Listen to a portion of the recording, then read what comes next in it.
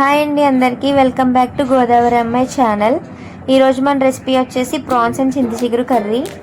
First oil వేసుకునండి, అందులో బాగా ప్రాన్స్ని fry చేసుకోవాలి. తర్వాత ఫ్రై అయిన ప్రాన్స్లోనే ఆనియన్స్ యాడ్ చేసుకోవాలి. ఆనియన్స్ యాడ్ చేసుకుని అందులో కొంచెం మనం సాల్ట్ వేసుకుంటే అది ఆనియన్స్ మగ్గుతాయండి మంచిగా. అప్పుడు లిడ్ క్లోజ్ చేసుకుని ఆనియన్స్ మగ్గించుకోవాలి. ఒక 2 మినిట్స్ మగ్గించుకున్నాక లిడ్ ఓపెన్ చేసి మనం చిల్లీస్ యాడ్ చేసుకోవాలండి. చిల్లీస్ మీరు ముందే కట్ చేసుకుని వేసుకోండి, మా మమ్మీ మర్చిపోయి మధ్యలో యాడ్ చేస్తున్నారు. దాన్ని మిక్స్ చేసుకుని ఒకసారి మనం లిడ్ పెట్టుకుని దాన్ని ఆనియన్స్ బాగా మగ్గించుకోవాలి. మా లైరా చూసారా, ఇది మా డాగ్ అండి, మేము పెంచుకుంటున్నాము. ఇది మేము ఏమైనా కిచెన్లో ఏం కుక్ చేసినా సరే అలాగే వెయిట్ చేస్తుందండి. మేమేం కుక్ చేస్తున్నామా అని చూస్తూ ఉంటుందండి. అలాగా ఈలోపు ఆనియన్స్ మగ్గుతున్నాయండి. చింత చిగురు చూసారా, మేము ఫ్రెష్గా మేమే చెట్టు దగ్గర నుంచి తెంపుకొని తీసుకుని తెచ్చుకున్నాము. మేమేమి కొనుక్కోలేదు. ఇక్కడ గోదావరి సైడ్ మనమే చెట్ల దగ్గరికి వెళ్ళి తెంపుకొచ్చండి, బాగుంటుంది.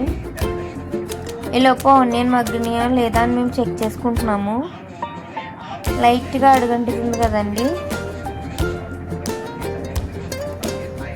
చూసారా ఎంత కలర్ఫుల్గా ఉందో కర్రీ. ఈ టైంలోనే మనం చిల్లీ పౌడర్ యాడ్ చేసుకోవాలి. మేమైతే మా టేస్ట్కి తగ్గట్టు 3 teaspoons of chilli powder add చేసుకుంటున్నాము. మీరు మీ టేస్ట్కి తగ్గట్టు వేసుకోవచ్చు. మీరు కారం ఎక్కువ తింటే ఎక్కువ, తక్కువ తింటే తక్కువ. అలాగే బాగా వేసుకోకండి. మేము ఇది మిక్స్ చేసి లిడ్ క్లోజ్ చేసుకోవాలండి. చూసారా మా లైరా, ఫుల్ గ్లాస్ ఆఫ్ వాటర్ వేసుకోవాలండి. Full glass of water add చేసుకున్నాక లిడ్ క్లోజ్ చేసుకోవాలి. Full glass of water, half glass of water వచ్చేలా బాగా ఉడికించుకోవాలండి.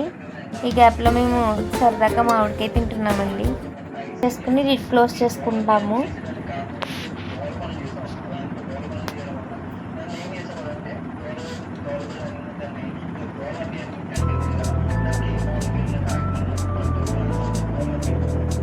చూసారా, కొంచెం మగ్గాక మేము లిడ్ ఓపెన్ చేసి చూసాము, ఇంకా అవ్వాలండి.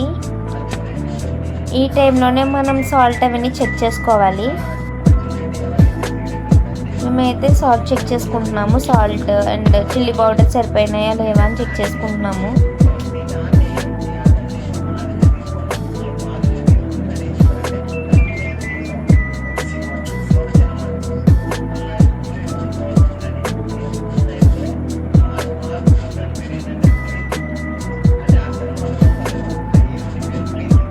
చూసారా, మగ్గింది, కర్రీ దగ్గర పడిపోయిందండి.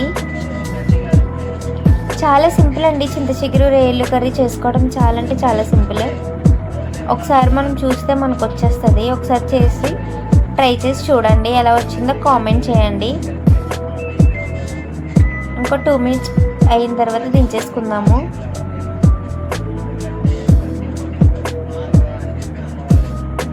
చాలా సింపుల్గా చింత చిగురు రొయ్యల కర్రీ రెడీ అయిపోయిందండి.